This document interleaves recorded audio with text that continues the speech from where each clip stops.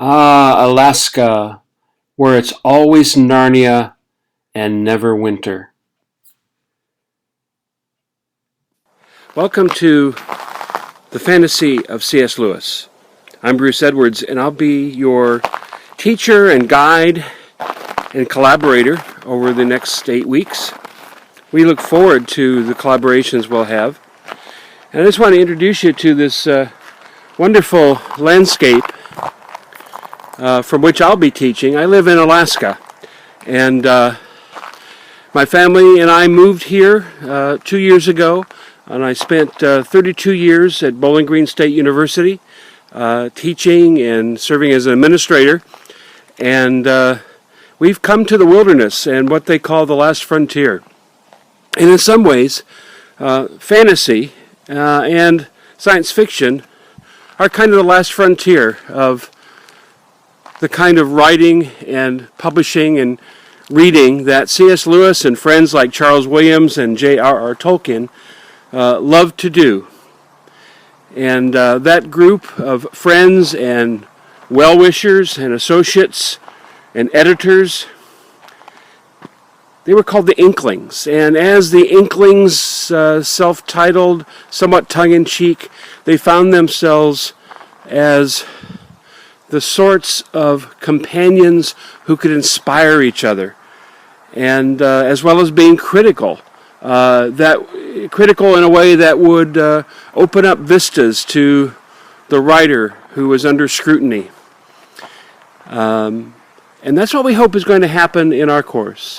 I've been teaching for King's College for several years, and I've had tremendous success and great enjoyment in working with the students who subscribe to the same values that King's College exhibits in its curriculum, in its faculty, and certainly in its student body.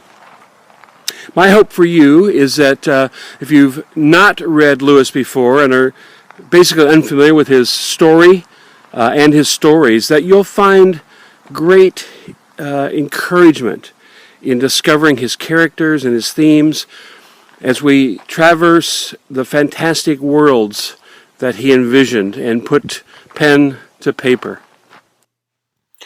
I've been reading C.S. Lewis for more than 40 years, and I regard him as my spiritual mentor. His work is timeless and continues to inspire. Most of you are familiar with the Chronicles of Narnia.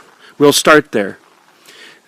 Others of you are familiar with the Screwtape Letters, with The Great Divorce, and the climax of Lewis's writing career and what he considered his masterpiece, Till We Have Faces. Over these 8 weeks, we'll study, we'll converse, we'll discuss, we'll try out our own talents in being able to discuss and render opinions. We'll beef up our literary criticism. We'll learn how to sharpen our response. We'll learn how to become collaborators. All of this in a short period of time in the environment of the distance classroom. I've been teaching online for many years, and I've come to enjoy it, equal to the face-to-face classroom that most of you may be familiar with.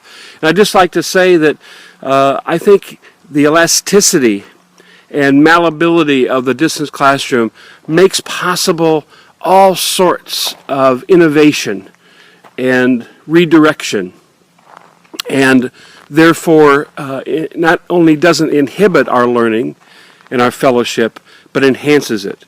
And so I'm hoping as you tread these new territories with me that you'll find it as exhilarating and as heart-poundingly exciting as I do. God bless you. I look forward to spending time with you in the fantasy of C.S. Lewis.